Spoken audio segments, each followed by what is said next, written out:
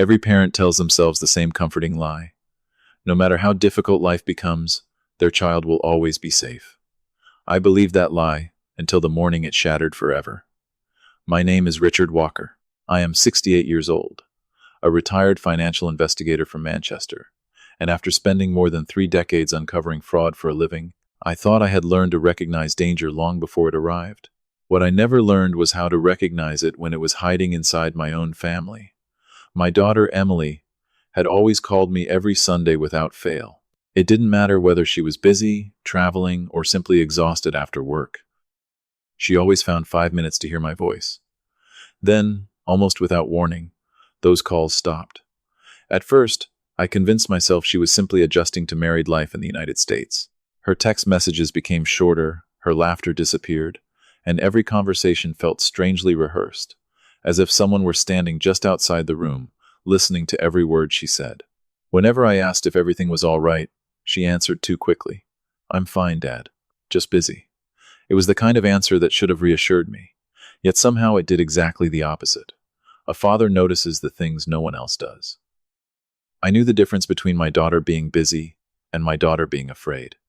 For weeks I tried to ignore the feeling growing in the back of my mind, telling myself not to overreact. Then, one evening, I received a birthday card from Emily. The handwriting looked like hers, but something felt terribly wrong. She had forgotten the nickname she had called me since she was 12 years old. Instead, she signed only her full name, as though she were writing to a stranger instead of her father. I read that card at least 20 times, and with every passing minute the same thought became impossible to silence. Emily had not written those words freely. Before sunrise the next morning, I canceled every appointment on my calendar, packed a single suitcase, and bought the first available flight to Seattle, without telling anyone where I was going. During the 10-hour flight, I kept replaying our last conversation over and over in my head, searching for something I had missed. I still hoped I was wrong. I prayed I was simply an overprotective father chasing imaginary fears across an ocean. But deep inside, another voice kept whispering that I was already too late. When the taxi finally stopped outside Emily's house, everything looked perfectly normal. Fresh flowers decorated the front porch, 2 cars sat neatly in the driveway, and the neighborhood was so peaceful that children were riding bicycles just a few houses away. It looked like the kind of place where terrible things could never happen. I rang the doorbell twice. No answer. I knocked harder. Still nothing. Just as I was about to leave, I heard it. A faint metallic sound coming from somewhere behind the house. It lasted only a second. But after 34 years of investigating people who believed they had hidden the truth well enough, I had learned to trust sounds that didn't belong. I walked slowly toward the backyard, completely unaware that the next few minutes would become the most horrifying moments of my entire life. The sound came again as I reached the narrow path beside the house. This time it was followed by something softer, almost too faint to hear, like a weak voice trying to force its way through a closed door. I stopped moving and listened. There it was again, a scrape of metal, then a broken whisper. My heart began pounding so hard that I could feel it in my throat. I followed the sound toward a detached storage building at the back of the property, a place Emily had once shown me during a video call, and joked that her husband Daniel used it for everything except actual storage. The small window had been covered from the inside with black plastic. A heavy padlock hung from the door, far too strong for a shed containing nothing more than gardening tools. I called Emily's name once. No answer. I called again, louder.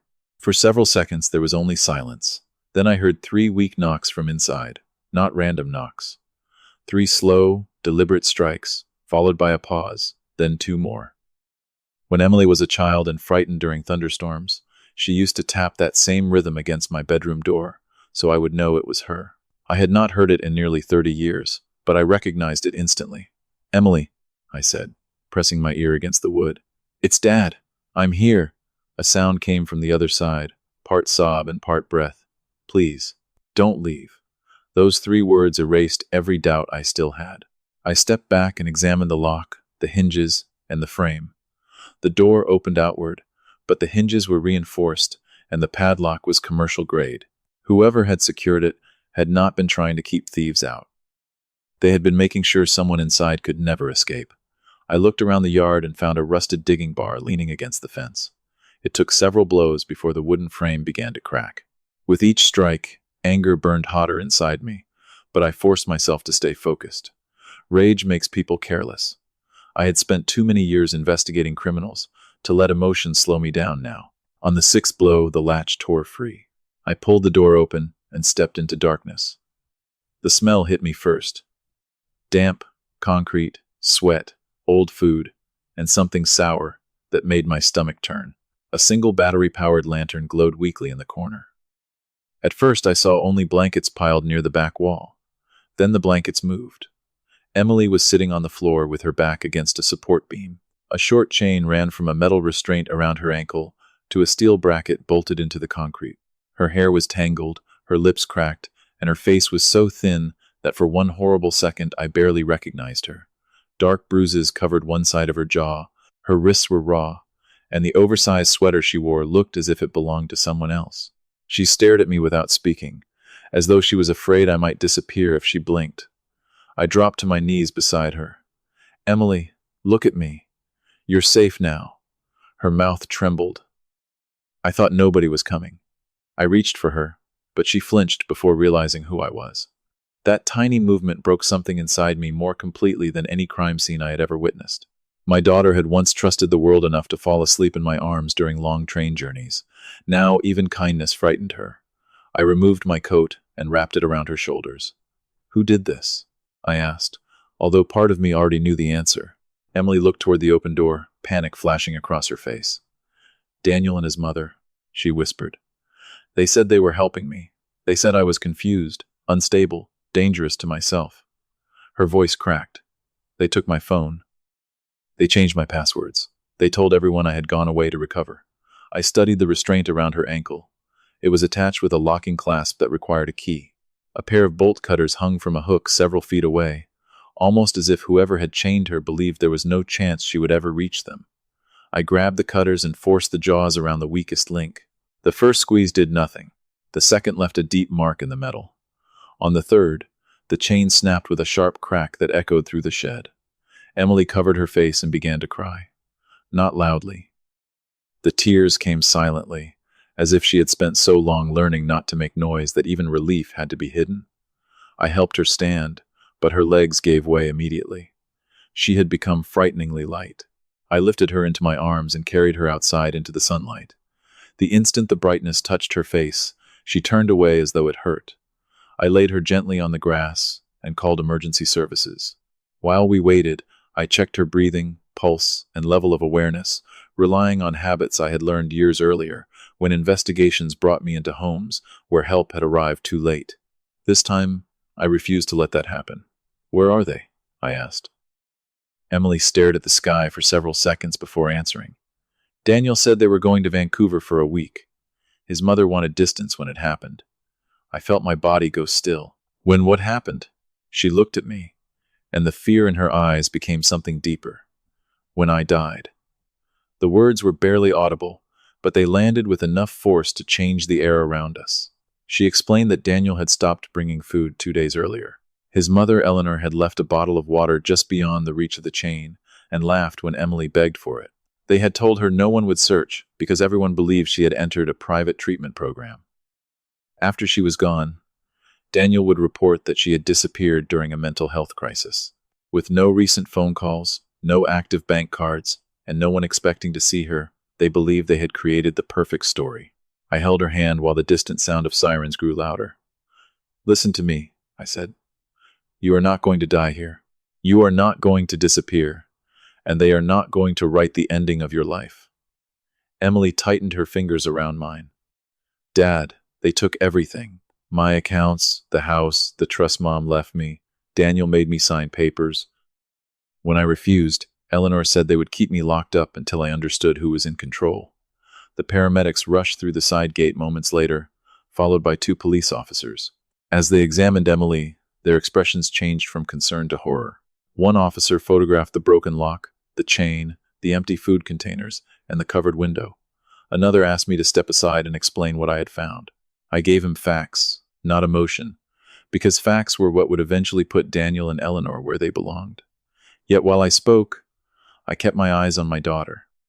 She lay beneath a thermal blanket, surrounded by strangers trying to save her life, apologizing every time someone touched her. That was the moment I understood the truth completely. Daniel and Eleanor had not simply stolen money or controlled a marriage. They had spent months erasing Emily piece by piece, weakening her body, isolating her mind, and preparing the world to believe whatever story they told after she was gone. They thought they had chosen a victim, with no one close enough to notice. They were wrong. They had chosen the daughter of a man who had spent 34 years following hidden money, exposing false identities, and proving that the smallest mistake could bring down the most careful criminal. As the ambulance doors closed, I climbed in beside Emily and promised her I would not leave again. But silently, I made another promise. One, Daniel and Eleanor would not hear until it was far too late. I would uncover every lie they had told, recover everything they had stolen, and make certain the rest of their lives were defined by the consequences they believed they would never face. The emergency room was unusually quiet that evening, but behind the closed doors of the trauma unit, an entire team of doctors fought to stabilize Emily's condition.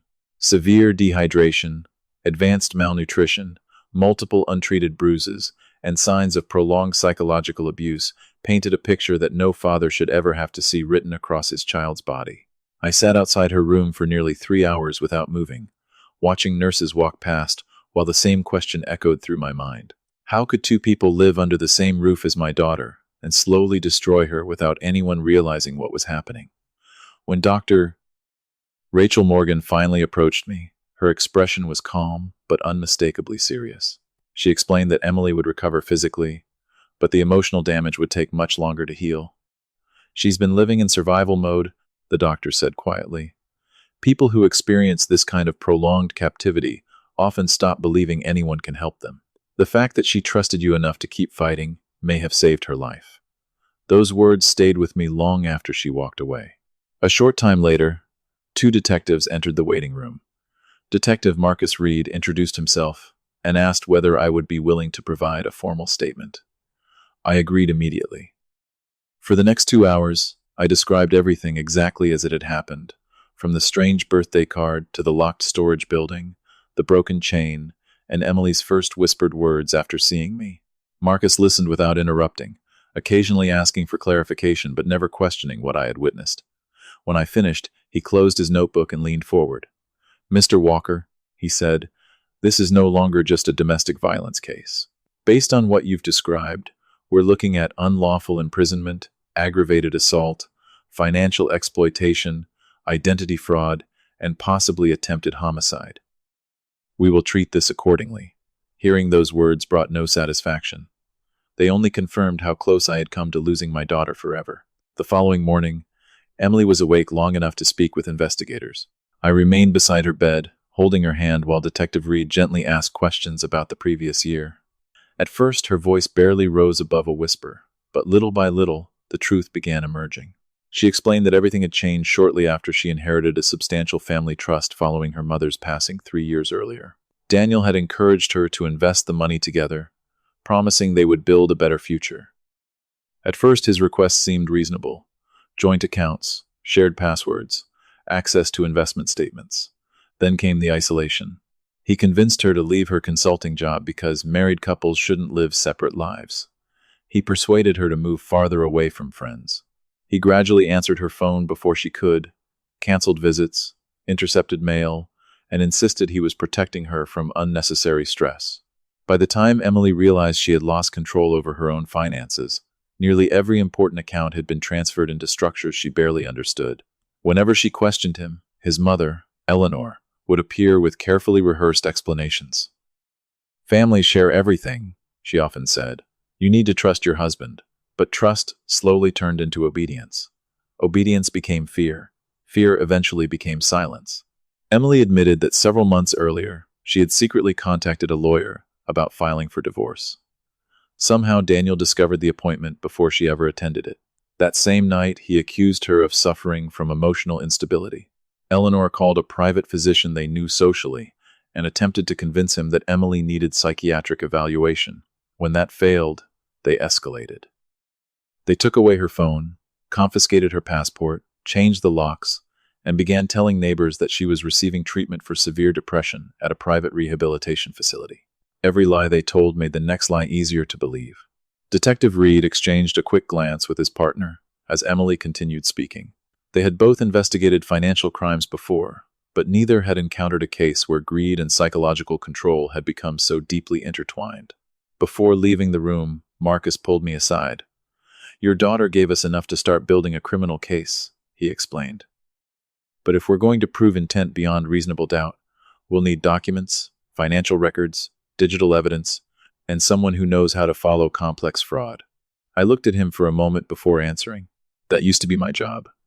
For 34 years, I had investigated executives who hid money behind shell companies, forged contracts, and manipulated financial systems sophisticated enough to fool entire institutions. I understood how people disguised theft as legitimate business. I knew where they made mistakes because every fraud, no matter how carefully planned, eventually leaves behind a pattern. Detective Reed studied me carefully before asking a question that changed everything. "Would you be willing to help us understand how someone like Daniel might have concealed all of this?" I didn't hesitate. "Not only will I help," I replied quietly, "I'm going to show you exactly where to start looking." That afternoon, I called the one attorney I trusted above anyone else, Benjamin Carter, a man whose reputation had been built on dismantling financial crimes that most people believed were impossible to prove. After listening to the entire story without interrupting, Benjamin said something that immediately caught my attention. "Richard," he said, "people who plan crimes like this rarely stop with one victim. If Daniel and Eleanor were willing to do this to your daughter, there's a very good chance they've done something similar before, or they were already preparing for the next target." At that moment, I realized this case might be far bigger than rescuing Emily. Somewhere behind the forged signatures, missing money, and months of calculated abuse, there was almost certainly another secret waiting to be uncovered. And if Benjamin was right, exposing it would bring down everything Daniel and Eleanor had spent years trying to hide. The following morning, I walked into Benjamin Carter's office carrying nothing except a worn leather briefcase and the determination that Daniel and Eleanor Brooks would never again decide what happened to my daughter. Benjamin had spent nearly 30 years prosecuting white-collar criminals before opening his own practice, and unlike many attorneys, he believed financial crimes were never just about money. "Follow the paperwork," he often said. "You'll eventually find the person who believed they were smarter than everyone else." As soon as I laid Emily's bank statements, medical records, and the detective's preliminary report across his conference table, his expression hardened. He spent almost an hour reading every page without speaking. Finally, he looked up and asked a question that immediately told me his mind had already moved 3 steps ahead. "Did Daniel ever own a successful business before marrying Emily?" I shook my head. "Not that I'm aware of." Benjamin nodded slowly. "Then, he didn't suddenly become sophisticated enough to hide millions of dollars. Someone taught him, or someone else has been directing this from the beginning." That possibility had never crossed my mind. Until then, I had viewed Eleanor as an overbearing mother protecting her son. Benjamin saw something very different. He saw experience. We contacted Detective Marcus Reed that afternoon, and within hours, a joint investigation was quietly assembled. Alongside Marcus came Nathan Cole, one of the state's leading forensic financial analysts, a man whose specialty was reconstructing hidden money trails through digital transactions that criminals believed had been erased forever. Nathan rarely spoke unless he had something meaningful to say. He accepted a copy of Emily's financial records, plugged a secure drive into his laptop, and began comparing years of transactions. Less than 20 minutes later, he stopped typing. "Here's your first crack," he said calmly. Several transfers had moved through Emily's accounts, using identical authorization patterns at exactly 217A, and on different dates over a 6-month period. The amounts were always just small enough to avoid triggering automatic fraud alerts. They traveled through multiple accounts before disappearing into a limited liability company registered under an unfamiliar name, Evergreen Property Holdings. Emily had never mentioned that company because she had never heard of it. Benjamin immediately requested corporate registration records. What we discovered only deepened the mystery. Evergreen Property Holdings had been established barely 4 months after Emily married Daniel. Officially, the company specialized in real estate investments. In reality, it owned nothing except a mailbox, an empty office suite, and several bank accounts receiving steady deposits from unrelated individuals. Nathan expanded the search. By evening, he uncovered another surprise. Daniel's personal income had been almost non-existent for years. He had quietly accumulated enormous gambling debts before meeting Emily, while Eleanor had declared bankruptcy twice under different business names nearly 15 years earlier. Neither of those facts had ever appeared in the version of their lives they proudly presented to family and friends. The respectable image they carefully maintained was little more than a costume, hiding years of financial collapse. Detective Reed requested search warrants for Daniel's office, home computers, and business records. While the paperwork moved through the court system, Benjamin advised me not to contact either Daniel or Eleanor under any circumstances. People like this don't panic because they're guilty, he explained. They panic because they know exactly where the evidence is hidden. 2 days later, investigators entered Daniel's home while he and Eleanor were still vacationing in Canada. The house appeared spotless, almost unnaturally organized, but experienced investigators know that criminals often clean visible surfaces while overlooking digital footprints. Hard drives, tablets, backup phones, USB devices, and handwritten notebooks were collected for forensic examination. Hidden inside a locked desk drawer, officers also discovered a folder labeled Estate Planning. At first glance, it looked completely legitimate. Inside were copies of Emily's trust documents, insurance policies, property records, passport information, and multiple practice pages covered with hundreds of attempts to imitate her signature. But one document froze everyone in the room. It wasn't Emily's signature being practiced, it was mine. Page after page contained my full legal signature, copied over and over again, with increasing accuracy. Someone had been teaching themselves how to become Richard Walker. Marcus called me immediately. His voice was unusually serious. "Richard, I think your daughter was only the first step." My grip tightened around the phone. "What do you mean?" There was a brief silence before he answered. "Based on what we've recovered, Daniel wasn't planning to stop after taking Emily's inheritance. We believe he intended to come after your assets next." I felt the room spin for a moment. Emily had inherited a substantial trust, but compared to the investments, retirement funds, and commercial properties I had accumulated during 4 decades of careful planning, her inheritance represented only part of what they ultimately wanted. They hadn't simply targeted a vulnerable woman. They had selected an entire family. Nathan continued analyzing the seized computers late into the night. Just before midnight, he called Benjamin with another breakthrough. Several deleted emails had been successfully recovered. One message from Eleanor to Daniel contained a single sentence that explained everything. "Once her father signs, we'll never have to worry about money again." Reading those words filled me with a coldness I cannot fully describe. They had never viewed Emily as a wife, a daughter, or even a human being. To them, she had been the doorway leading to a fortune they believed they deserved. They had built their entire future around the assumption that no father would ever arrive in time to stop them. They had spent months creating the perfect crime. What they failed to understand was that every perfect crime contains one fatal flaw. It only takes one unexpected witness to unravel the entire plan. And they had made the mistake of underestimating a father who had spent his entire career exposing people exactly like them. By the end of that week, the investigation had evolved into something far more disturbing than any of us had imagined. What had begun as the rescue of one abused woman was now exposing a carefully organized scheme built on deception, financial manipulation, and calculated cruelty. Detective Marcus Reed assembled a joint task force with the Financial Crimes Unit, while Benjamin Carter obtained emergency court orders preventing Daniel Brooks and Eleanor Brooks from accessing any assets connected to Emily or me.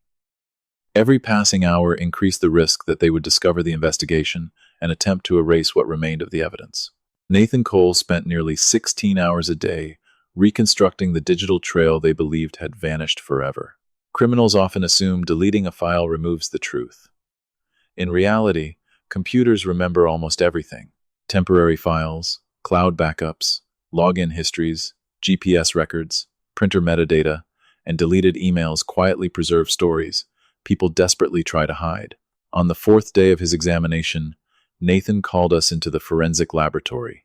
Without saying a word, he projected a timeline across a large monitor. Every transfer from Emily's accounts, every forged authorization, every property search, every fake email, and every login from Daniel's devices appeared in perfect chronological order. Looking at the screen felt like watching months of betrayal unfold minute by minute. Daniel hadn't been reacting to opportunities as they appeared. He had been following a detailed plan from the very beginning.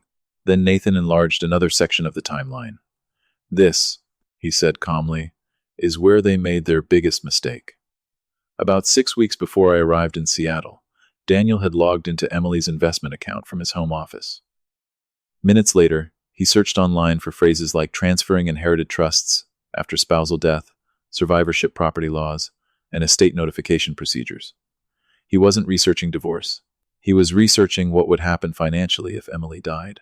The room fell completely silent. Marcus slowly leaned forward. "You're telling me he started planning for her death while she was still alive?" Nathan nodded. "Not only that." He clicked again, opening another recovered folder that had been hidden beneath layers of encrypted storage. Inside were scanned copies of Emily's passport, forged medical authorization forms, draft insurance claims, and several unsigned letters describing her as emotionally unstable. Each document had been revised multiple times before being saved. Daniel and Eleanor had prepared different versions of the same lie, depending on which authority eventually asked questions. If police investigated, they had one story. If insurance companies called, they had another. If family members became suspicious, they had a completely different explanation waiting. Benjamin quietly removed his glasses and rubbed his forehead. "They weren't improvising," he said. "They were rehearsing." Emily, who had been sitting beside me throughout the meeting, stared at the monitor without speaking. After several minutes, she whispered something so softly that only I heard it. "Every time I thought they were just being controlling, they were actually preparing for me to disappear." I reached for her hand, but there was nothing I could possibly say to erase that realization. Nathan continued presenting his findings.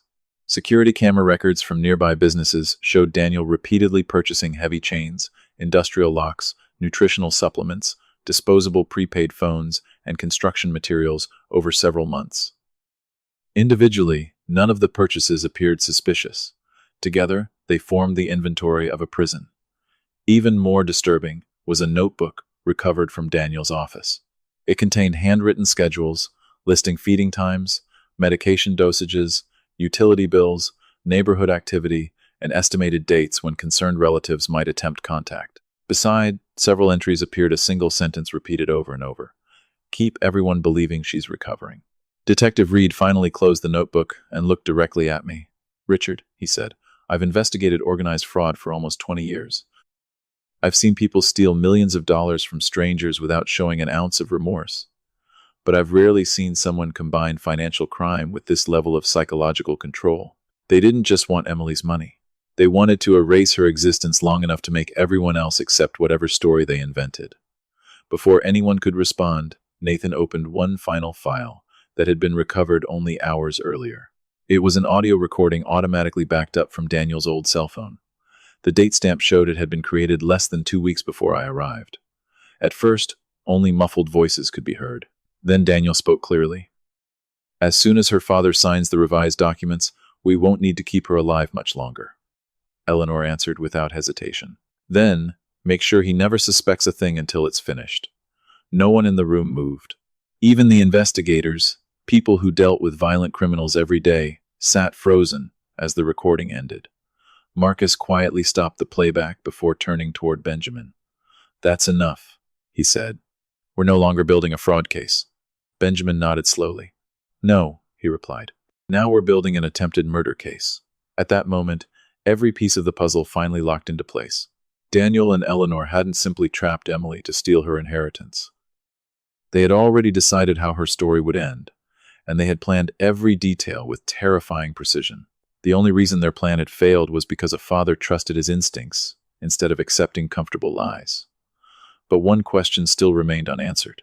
Daniel and Eleanor were due to return from Canada in less than 48 hours, completely unaware that their entire criminal enterprise had already collapsed. Waiting for them at the airport would be far more than detectives with handcuffs. Waiting for them would be the truth they had spent months trying to bury. 48 hours. That was all we had before Daniel and Eleanor stepped off their return flight, believing their plan was still perfectly intact. While they enjoyed luxury hotels, expensive dinners, and photographs overlooking the Canadian coastline. They had no idea that every account they controlled was being quietly monitored. Every fraudulent document had been secured as evidence, and every lie they had carefully built over the past 2 years was beginning to collapse under its own weight. Detective Marcus Reed called an emergency meeting early the next morning. Around the conference table sat investigators from financial crimes, cyber forensics, prosecutors from the district attorney's office, Benjamin Carter, Nathan Cole, and me. A large digital map displayed the timeline of Daniel's movements, airline reservations, bank activity, and phone locations. Marcus stood beside the screen with a laser pointer in his hand. "We're not making an arrest simply because we believe they're guilty," he said. "We're making an arrest because we now have enough evidence to prove they planned every step." Nathan then revealed another breakthrough that had arrived overnight. By recovering deleted cloud backups from Daniel's laptop, he had uncovered a private spreadsheet labeled Final Transition. At first glance, it resembled an ordinary financial planner, but hidden within the password-protected tabs were projected timelines beginning with Emily's supposed disappearance, followed by insurance claims, trust distributions, property transfers, and finally, the estimated liquidation value of every major asset connected to both Emily and me. My retirement investments, the commercial office building I owned in Manchester, even the family cottage where Emily had spent every summer as a little girl, appeared with estimated market values beside each property. Daniel hadn't merely researched my finances. He had calculated exactly how much my entire life was worth. Benjamin slowly closed the spreadsheet and looked directly at me. "Richard," he said quietly, "you were never collateral damage. You were always part of the plan." Those words settled over the room with terrifying clarity. Daniel hadn't married Emily simply because he loved her. He had married into a family he believed would eventually make him wealthy beyond anything he could earn honestly. Emily lowered her head as tears silently rolled down her cheeks. "He used to tell me we were building a future together," she whispered. "All this time, he was building one without me." I gently squeezed her hand. "No," I replied. "He was building an illusion. The future he wanted never actually existed." Marcus shifted the meeting back to the operation itself. Airport police had already been discreetly notified. Federal authorities approved coordinated arrest warrants that would become active the moment Daniel and Eleanor cleared customs. Financial institutions agreed to freeze every account linked to the investigation at exactly the same time the arrests took place, preventing any last-minute transfers or withdrawals. Search teams were prepared to execute additional warrants on storage units, safety deposit boxes, and business offices within minutes of the suspects being taken into custody. Every move had been timed with military precision. The objective wasn't simply to arrest two criminals. It was to make sure not a single piece of evidence could disappear before investigators reached it. That evening, Emily asked me a question I had been expecting since the day I found her. "Should I go to the airport?" she asked softly. I looked into her eyes and understood what she was really asking. She wasn't wondering whether she should witness the arrests. She wanted to know if she was finally strong enough to face the people who had almost erased her life. Benjamin answered before I could. "You don't owe them your presence," he said. "Justice doesn't require victims to relive their trauma." Emily remained silent for several moments before nodding. "Then, I'll stay here." She wasn't hiding anymore. She was choosing herself for the first time in months. Early the next morning, we gathered inside a secure operations room overlooking the airport surveillance feed. Large monitors displayed the arrival gate, baggage claim, and customs exit. Officers blended naturally among travelers while unmarked vehicles waited outside. Marcus checked his watch. "Flight 482 has landed." My heartbeat seemed louder than the voices inside the room. For months, Daniel and Eleanor had controlled every decision Emily made. Now, for the first time, they had no control over what was about to happen. The passengers slowly began entering the terminal. Families embraced one another.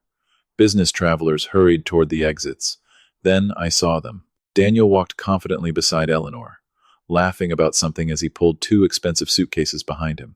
They looked relaxed, comfortable, completely unaware that their freedom had only a few more steps remaining. They crossed customs without hesitation. Daniel even smiled at one of the officers standing nearby. He believed he had returned home from a successful vacation. As they approached the main exit, Marcus quietly spoke into his radio.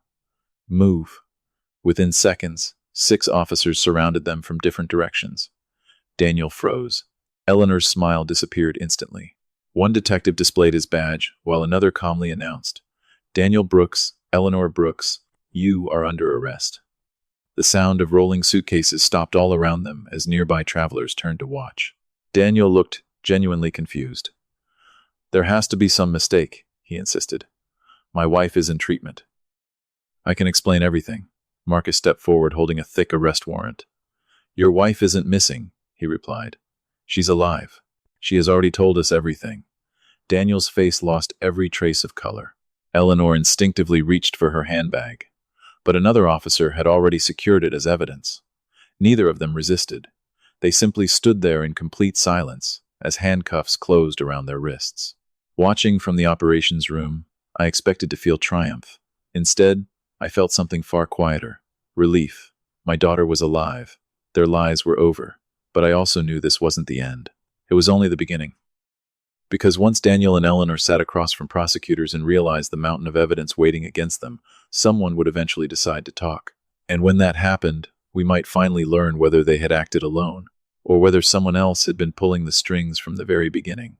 Daniel and Eleanor spent their first night in separate holding cells, convinced that if they remained silent long enough, the case against them would begin falling apart.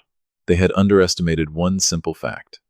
Lies can survive suspicion, but they rarely survive evidence. By sunrise, detectives had already executed every remaining search warrant connected to the investigation.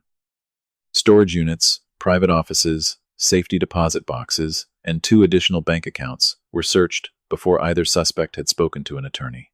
What investigators found removed any remaining doubt about their intentions.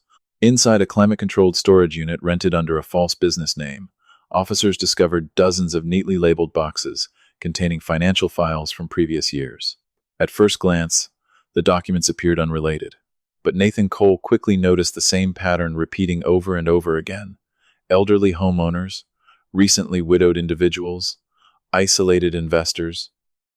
Every file contained detailed notes about assets, family relationships, insurance coverage, medical histories, and inheritance structures.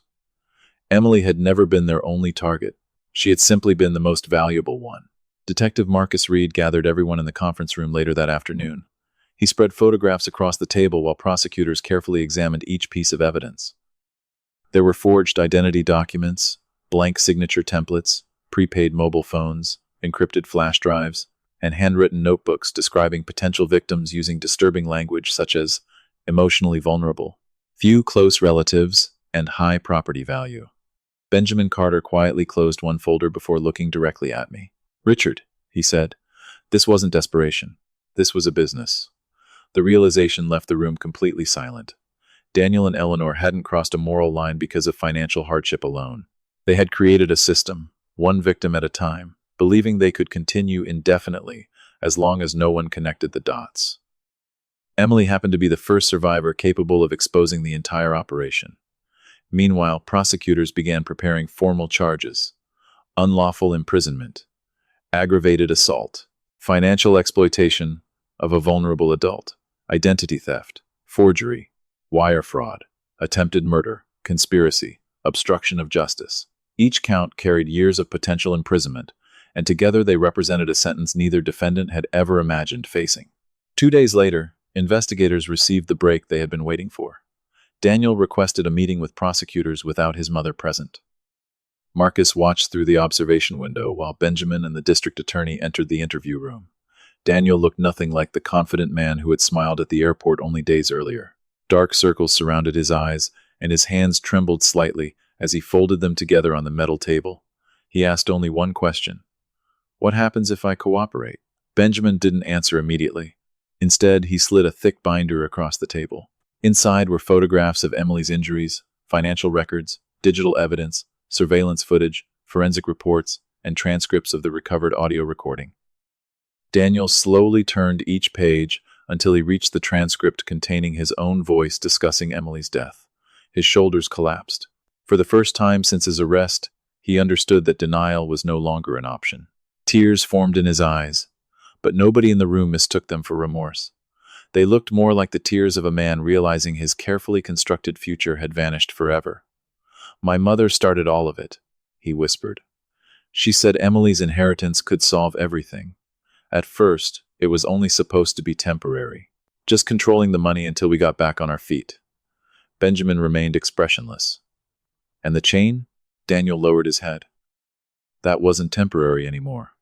For nearly 6 hours, Daniel answered questions. He admitted Eleanor had taught him how to manipulate financial documents, coached him on isolating Emily from friends, and repeatedly insisted that fear was the easiest way to control someone. He described forged signatures, fake medical records, hidden bank accounts, and the gradual escalation from financial abuse to physical imprisonment. Yet, every time he attempted to place most of the blame on Eleanor, investigators confronted him with another document bearing his own signature or another recording featuring his own voice. He had not been manipulated into committing crimes. He had chosen to continue committing them long after he understood exactly what they were doing. Eleanor, on the other hand, refused every opportunity to cooperate. During questioning, she insisted Emily suffered from mental illness, accused investigators of fabricating evidence, and claimed the entire case was part of an elaborate conspiracy to steal her son's business. Her confidence lasted until Marcus placed a printed transcript of the recovered recording on the table. She stared at the page for several long seconds before quietly asking, "Where did you get that?" Marcus answered with perfect calm, "From the place you believe nobody would ever think to look." For the first time since her arrest, Eleanor stopped talking. Back at the hospital, Emily had finally been moved into a rehabilitation program where doctors focused not only on restoring her strength, but also helping her recover the confidence that months of abuse had nearly destroyed. One afternoon, as we sat together watching rain fall outside her window, she looked at me and asked something that caught me completely off guard. "Dad, after everything they've done, do you think they'll ever understand what they took from me?" I thought carefully before answering. "Maybe someday they will understand what they lost," I said quietly. "But they'll never truly understand what they tried to take, because they measured your life in dollars. I measured it from the day you were born." Emily smiled for the first time since I had found her. It was small, fragile, and filled with pain, but it was real. In that single moment, I realized the investigation had never been only about sending criminals to prison. It was about giving my daughter something Daniel and Eleanor had spent months trying to destroy: hope. Yet even as Emily slowly began reclaiming her life, Benjamin called later that evening with unexpected news. "Richard," he said, "the court has scheduled the preliminary hearing much sooner than expected. Daniel has agreed to testify. But there's one condition.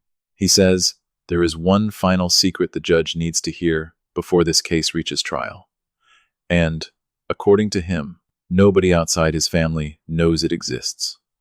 The courthouse was already surrounded by reporters long before sunrise.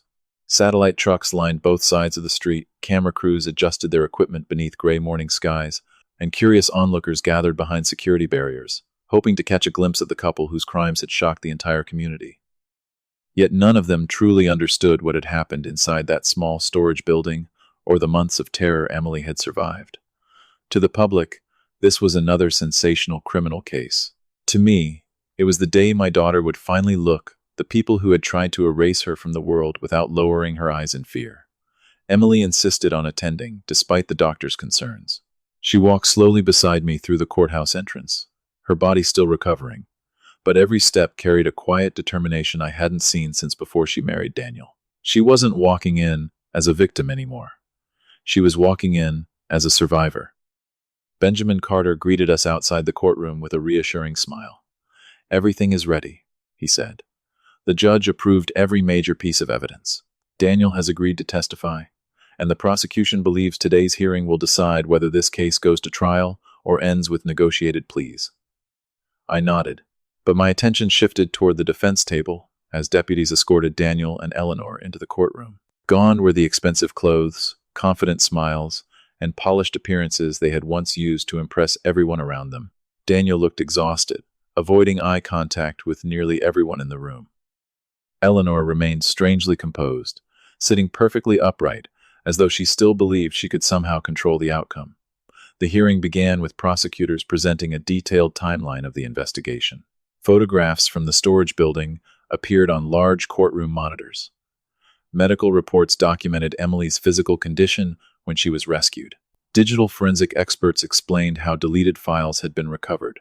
Nathan Cole carefully demonstrated the electronic trail connecting forged documents, hidden bank accounts, fraudulent property transfers, and fabricated medical records. Each witness added another piece to a case that had become nearly impossible to challenge. Then Emily was called to testify. The courtroom fell completely silent as she slowly approached the witness stand. After taking the oath, she looked toward the judge instead of Daniel or Eleanor. Her voice trembled during the first few questions, but as she described the gradual isolation, the financial control, the locked room, and the endless fear that no one would ever find her, something remarkable happened. The fear that had controlled her for months slowly transformed into confidence. She no longer sounded like someone reliving a nightmare. She sounded like someone finally taking ownership of her own story. Several jurors quietly wiped tears from their eyes. Even members of the press stopped typing for a moment simply to listen. Emily didn't exaggerate. She didn't seek sympathy. She told the truth exactly as she had lived it. And somehow, that made every word even more powerful. When the prosecutor finished, the defense attorney attempted to suggest Emily had misunderstood Daniel's intentions. Before he could continue, Emily calmly interrupted. "Someone who loves you doesn't chain you to the floor." No one in the courtroom spoke after that. The sentence was so simple, yet it shattered every remaining argument the defense had hoped to make. Later that afternoon, Daniel was called to testify under the cooperation agreement negotiated with prosecutors. He admitted forging financial documents, participating in Emily's unlawful imprisonment, and helping conceal her disappearance. But then he revealed something none of us had expected. This wasn't supposed to end with Emily. He confessed quietly. "My mother had already identified 3 more families." Prosecutors immediately displayed maps and financial files recovered from the storage unit. Daniel pointed toward each folder one by one, explaining how Eleanor searched public probate records, inheritance filings, and property ownership databases, looking for wealthy individuals with limited family support. Emily had never been an isolated case. She had been part of a larger pattern that could have continued for years if no one had stopped it. The courtroom erupted in shocked whispers. Reporters rushed from the room to broadcast the breaking development. The judge called for order several times before proceedings continued. Eleanor finally stood without permission, her voice filled with anger rather than regret. "He's lying," she shouted. "He's trying to save himself." The judge immediately instructed her to sit down, but the damage had already been done. Prosecutors introduced additional evidence recovered from Eleanor's handwritten notebooks. Every page matched Daniel's testimony almost perfectly. Victim profiles, estimated property values, family trees, notes describing emotional weaknesses. It was all there, carefully organized like business records, instead of human lives. By the end of the hearing, the defense requested a recess, fully aware that the case had become nearly impossible to defend. As everyone prepared to leave the courtroom, the judge looked directly at Daniel and Eleanor before speaking words neither of them would ever forget. "The evidence presented today demonstrates not only calculated financial fraud, but an extraordinary disregard for human life. This court intends to treat these allegations with the utmost seriousness." The hearing ended, but nobody moved immediately. Emily reached for my hand as we slowly walked toward the exit. Outside, reporters shouted questions from every direction, but we ignored them all. For the first time since arriving in America, I saw genuine peace beginning to replace the fear in my daughter's eyes. I believed the worst was finally behind us. Then Benjamin's phone rang. He stepped a few feet away, listened for less than 30 seconds, and returned with an expression I had never seen before. "Richard," he said quietly, "federal investigators just called. Based on what Daniel admitted today, they're opening a much larger investigation. And they've asked one question that changes everything." I frowned. "What question?" Benjamin took a slow breath before answering. "They want to know whether Daniel and Eleanor were acting alone, or if someone with legal expertise had been helping them hide these crimes for years." At that moment, I realized the courtroom victory we had just celebrated might only be the beginning of an even darker story. Nearly a year has passed since the morning I followed a faint metallic sound into my daughter's backyard and opened a door that changed both of our lives forever. Time has a way of softening memories, but it never erases them. Some scars fade until they are almost invisible. Others become permanent reminders of the day everything changed. Emily still carries a small mark around her ankle where the chain once held her captive, but she no longer hides it beneath long dresses or heavy boots. She once told me that the scar no longer reminds her of what Daniel and Eleanor did to her.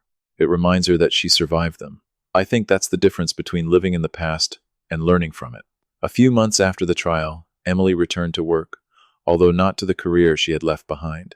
Instead of rebuilding financial reports for corporations, she began volunteering with an organization that helps victims of domestic abuse and financial exploitation rebuild their lives. She understood something that no textbook could ever teach. Sometimes the first step toward saving someone's future isn't giving them money. It's convincing them that they deserve one. I watched her slowly regain the confidence that had been stolen from her piece by piece. The frightened woman I carried out of that storage building no longer existed. In her place stood someone stronger than either of us had imagined. Daniel eventually accepted a plea agreement after federal investigators uncovered enough evidence to connect him to multiple fraud schemes extending far beyond our family. His cooperation reduced part of his sentence, but it could not erase the years he would spend behind prison walls or the lives forever damaged by his choices. Eleanor refused every opportunity to admit responsibility until the very end. The court sentenced her to decades in federal prison after finding her guilty on multiple counts of conspiracy, financial fraud, unlawful imprisonment, identity theft, and attempted murder. During sentencing, the judge spoke words I will never forget. Greed alone does not destroy families. It is greed, combined with the belief that other human beings exist only as tools to achieve personal gain. Those words describe Daniel and Eleanor better than any prosecutor ever could. Benjamin Carter later told me the case had become required reading in several legal training programs because investigators believed it demonstrated how financial manipulation, psychological abuse, and physical control could quietly exist together for months without attracting attention.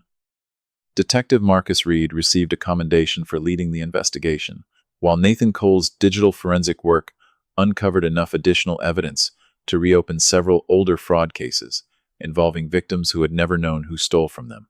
Knowing that Emily's courage helped protect complete strangers brought a sense of peace that no courtroom victory alone could have provided. One quiet Sunday afternoon, Emily and I returned to the house where everything had happened. The property had been sold after the criminal proceedings ended. New owners had completely renovated the backyard. The storage building was gone. In its place stood a small vegetable garden surrounded by bright flowers.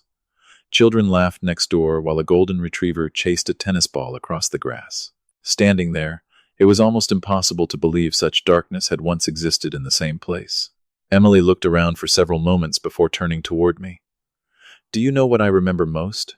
she asked. I assumed she was talking about the chain, the fear, or the locked door. Instead, she smiled gently and said, "The first thing I saw after you opened that door wasn't the sunlight. It was your face." That's the moment I knew I wasn't alone anymore. I couldn't answer immediately. After everything we had survived together, I finally understood something I had spent years believing only happened in stories. Heroes aren't always the strongest people in the room. Sometimes they're simply the ones who refuse to stop searching when everyone else has accepted the easy explanation. Looking back, I often wonder what would have happened if I had ignored my instincts, accepted those short phone calls, believed the birthday card, or convinced myself I was overreacting. The answer still sends a chill through me. One decision, one plane ticket, one father's refusal to believe a convenient lie. That was all that stood between my daughter and a future she would never have had the chance to live. If there is one lesson my family's story has taught me, it is this.